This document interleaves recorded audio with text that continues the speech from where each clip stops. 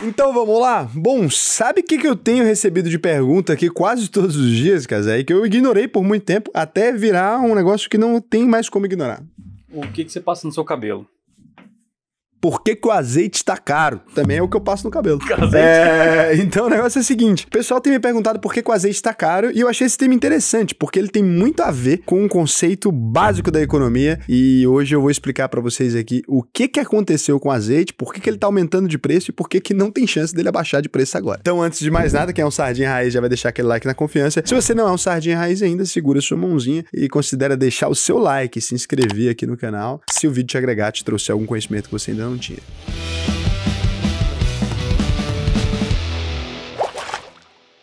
Então, nos últimos 12 meses, somente aí em 2023, na verdade, não nos últimos 12 meses, porque isso incluiria janeiro, o azeite subiu 37,11%. E na prática eu senti que o aumento foi muito mais violento ainda. Não sei se é porque eu tô misturando com os preços de 2021, mas quanto você tá pagando no azeite e quanto você pagava aí 2 anos atrás? Comenta pra mim pra gente ver como é que tá essa subida do azeite. Então, o azeite tá subindo de maneira maluca. O que aconteceu, e eu avisei em um vídeo lá atrás, mas eu não lembro qual, inclusive se você lembra, comenta aqui pra mim, é que a gente tava enfrentando um processo de seca lá na Espanha. Então, a Espanha é um dos países que mais produz azeite no planeta. E também, por consequência dessa produção gigantesca, a Espanha teve problemas com a seca, não produziu azeite em quantidade suficiente, e aí, com isso, ela tem que exportar ali. Ela tem um consumo interno e tem que exportar. Os produtores começam a pedir um valor cada vez maior. Por quê? Se eles estão produzindo em menor quantidade, o mercado está querendo comprar, isso aqui é muito interessante, ó. Todo mundo precisa comprar azeite. A demanda por azeite, vamos chamar isso aqui de demanda. A demanda por azeite, ela continua igual. Diminuiu o consumo de azeite por causa da seca? A seca afeta o consumo de azeite? Não.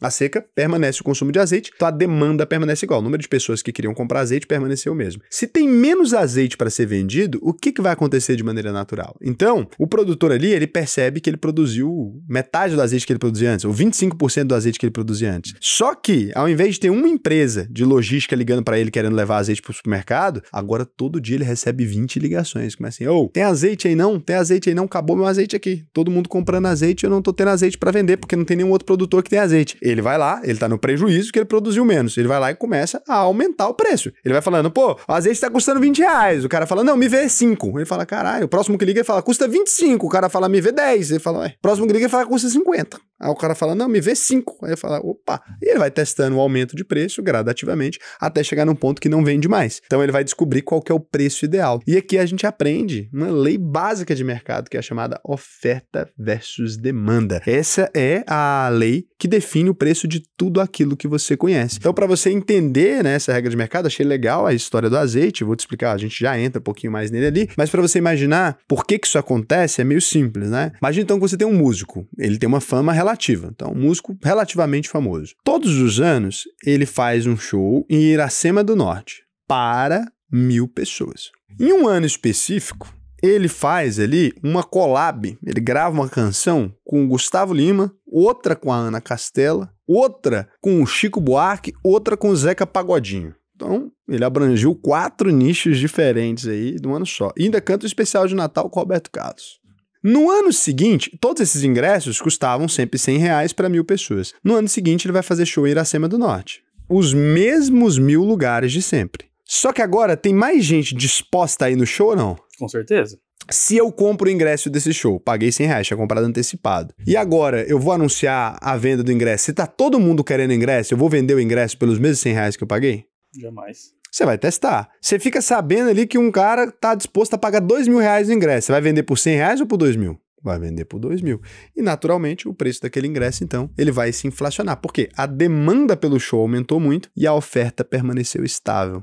Sacou? Então, oferta versus demanda, o equilíbrio entre essas duas coisas é a formação do preço. A gente está com esse problema no azeite, por que eu disse para vocês que não vai resolver esse problema? A Agência Meteorológica da Espanha, a EMET aí, ela informou que fevereiro seria um mês mais seco, então ainda mais seco do que tinha sido anteriormente. A situação tinha sido antes, né, abafada ali pela previsão de chuva 50% mais abundante agora no inverno europeu, mas acabou não adiantando nada. Então, o país ainda está enfrentando essa ausência de chuva muito forte e para acabar acabar de lascar, Algarve também, né? A região aí abaixo do Alentejo, que é onde fica ali em Portugal, é a área que concentra a principal olivicultura ali em Portugal, né? Também teve um problema. Um racionamento de água de 15% no consumo do setor urbano e de 25% no consumo agrícola, né? Então, a cifra é menos alarmante do que os 70% tinha sido informado anteriormente, mas também complicou, porque Portugal é o outro país que dava conta da nossa demanda de azeite. Então, somando aí, Espanha, Itália, Portugal e Grécia são responsáveis por quase 70% do azeite do mundo inteiro. Todo o planeta Terra, o azeite, 70% são eles que produzem. Com essas informações, então, a Ibra Oliva, né, o Instituto Brasileiro de Olivicultura, ele informou pra gente aí que o azeite 500 ml, classificado como virgem na Europa e extra virgem no Brasil, saiu de $6 em janeiro de 2023 para $10 agora, né? Então, a situação tá muito feia. Então, a gente não vai conseguir aí fazer muita coisa. Para vocês terem uma ideia, a nossa produção de azeite, ela existe, mas a cultura do produto em todo o território nacional gira em torno de 1% só. Então, a gente quase não tem. No mercado de azeite oliva no Brasil, ele depende completamente de importações. E é por isso que a gente tá nessa situação triste aí, né? Eu gosto de azeite, o azeite tá caro mesmo. Vou começar a plantar oliva.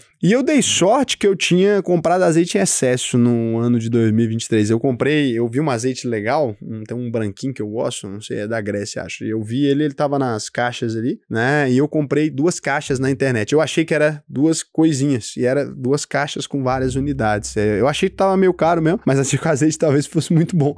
Mas aí quando chegou eram 6 unidades. Aí não acabou ainda, tô lá com o meu acervo de azeites. Raul, mas se o problema é na Espanha, por que o da Grécia subiu também? Oferta e demanda. Demanda existe, a oferta tá restrita, né? E o preço de quem tem vai aumentando. Lembrando que você pode confundir isso, falando assim, nossa, isso é uma ganância, então, dos empresários ali, né? Eles decidem aumentar o preço. A verdade é que se eles não aumentarem o preço, o produto some da gôndola. Então, não existe uma forma, porque se você tabelar o preço ali, a quantidade de azeite que tem disponível no mercado não é mais a que tinha anteriormente. Se eles segurarem o preço, então, o azeite vai acabar. Porque, por exemplo, se antes existia 100 garrafas de azeite, agora existem só 20 garrafas de azeite, você permanece ela com os mesmos preços, as pessoas que têm dinheiro ali para comprar aquelas 20, elas vão comprar e o azeite vai sumir. Isso já foi tentado no Brasil lá atrás, na época do período de hiperinflação, o Sarney tentou ali fazer o congelamento de preço. Se você tem um pouquinho mais de idade, você vai se lembrar disso certamente. Não funciona. A única maneira de arrumar isso é realmente consertando de novo a escala oferta e demanda, né? Ou subindo o preço, porque aí você passa a ter o produto ali porque menos gente está conseguindo comprar ele. De fato, o preço foi muito mais alto, as pessoas começam a racionar a compra daquele. Interessante, né? Como a economia age no mundo real, longe das ideias de gente maluca que tenta tabelar preço e fazer coisa doida. Então, dito tudo isso, se você quiser aprender mais sobre economia, se você gosta desse assunto, entender como o mundo funciona e ainda aprender a ganhar dinheiro com esses processos, aprender realmente a fazer os seus investimentos, o que eu vou te indicar, né, indicação pessoal minha aqui para você, é você ir lá agora em auvp.com.br, você pode clicar nesse botão aqui, ó, faça a sua análise de perfil e preencher para mim aqui como é que tá a sua situação financeira hoje. Se você for aprovado nesse formulário aqui, você vai aprender a investir comigo no Brasil e no mundo inteirinho, além de começar a entender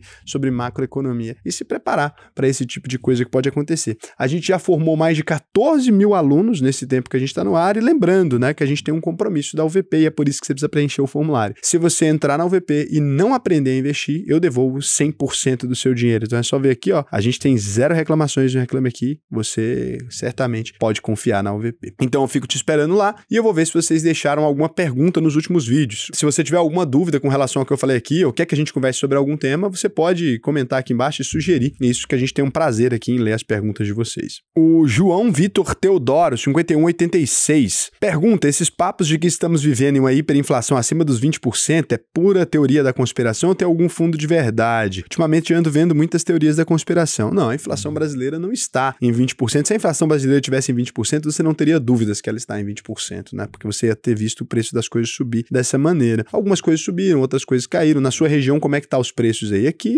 nossa, tá bem de acordo com o que tá falando a inflação, porque principalmente o preço da carne e de alguns produtos de origem animal, que pra gente a gente sente primeiro, porque tá mais próximo da produção, eles caíram bem, né, nos últimos meses. Então, acho que a gente tá com inflação até mais controlada que isso. E é lógico que a inflação depende sempre, gente, da cesta de serviço que você consome. O Thiago Nogueira, 9363, falou, Raul, o que você pensa de investimento em momentos de alta? Fechamos o olho e seguimos o plano de aportes normais ou você diminui os aportes apenas permanecendo a frequência? Grande abraço. Boa pergunta, Thiago. Eu utilizo o sistema, né, do diagrama do Cerrado, que é um sistema que a gente ensina lá na UVP. Naturalmente, já expliquei ele aqui algumas vezes, naturalmente, quando a bolsa sobe, ele manda a gente aportar mais em renda fixa. E quando a bolsa cai ali, ele vai mandar a gente investir mais em bolsa. Então a gente acaba comprando sempre mais barato, mas permanece comprando sempre, respeitando os nossos limites em cada ativo. Tem um balanceamento também dos ativos, né? O balanceamento dinâmico sem venda. É o chamado balanceamento dinâmico sem venda. É muito interessante aí. O Salomão Lopes, bom nome, Salomão. Nome de rei. Eu perguntaria se é possível chegar ao primeiro milhão apenas com conhecimento adquirido nos cursos e afins sem herança, capital inicial para empreender ou um grande salário para investir. O Salomão Lopes, ele falou isso comentando sobre os alunos que atingiram 1 milhão, né, e receberam a placa aí, essa postagem que eu fiz na comunidade aqui. Eu tô usando bastante a comunidade, tô gostando. Aqui, ó, aqui teve 2 alunos da UVP que atingiram 1 milhão de reais. E eu posso te responder, Salomão, somente com o conteúdo adquirido nos cursos sem investir é impossível chegar no primeiro milhão. A UVP ensina a investir, né? Mas você tem que ter fonte de renda para isso. Quanto maior a sua fonte de renda, mais rápido você vai atingir o seu primeiro milhão de reais. Quanto menor a quantidade de dinheiro que você tem disponível, mais lento. É assim que funciona. E sim, é possível sem herança, sem capital inicial, né? Agora, sem um salário, não. Sem um grande, não precisa. Mas sem um salário, não. E quanto maior for o seu salário, mais rápido vai ser. Eu mesmo não tive herança, não tive capital inicial para empreender. E depois de um certo tempo eu tive grandes salários, é verdade. Mas no começo eu não tinha também. Então, é possível. Agora, tudo vai depender do tempo que você quer dedicar a isso, né? Se você tem pouquíssimo dinheiro, vai demorar muitos anos. Se você tem um pouco mais de dinheiro, vai demorar menos tempo. E quanto mais dinheiro, menos tempo, né? Sim. Mas não adianta se iludir. Inclusive, esses alunos aí vieram do nada aí e conseguiram. E funcionaram, né? Trabalhou muito, mas conseguiu. Todos eles já tinham também uma estrutura melhor. Por isso que atingiram 1 milhão um pouco mais rápido também. Muito mais rápido, pra ser bem sincero, né? A gente já tá aí com mais de 100 milionários que foram formados pela UVP. Muito mais de 100 milionários. Acho que agora a gente deve estar chegando quase 150. Estamos indo bem aí. Teve alguns que não receberam a placa porque ela foi criada depois que eles já tinham atingido 1 milhão. A gente tá com 20 na fila pra vir aqui receber. Bora! Grande dia, vamos fazer uma festa aqui. E a gente tá gravando podcast com todos eles pra vocês, que vai sair só no canal da UVP Investimentos, aqui em cima, tá? Kainan Odorize pergunta: se começar a taxação e as empresas começam a recompra, as empresas tendem a ter um maior valor de mercado? Entendeu? Sim. E no futuro, a aposentadoria, entendo que os dividendos seriam para auxiliar a aposentadoria. Sem os dividendos, teria que ir vendendo os papéis? Você poderia, mas algumas empresas nunca vão deixar de pagar dividendos, mesmo com tributo, tá, meu lindo? Não é que todas vão parar de pagar dividendos. Então, é isso. Beijo pra vocês. Até o próximo vídeo. Poderia pôr em fundos imobiliários também, que não vai ser tributado.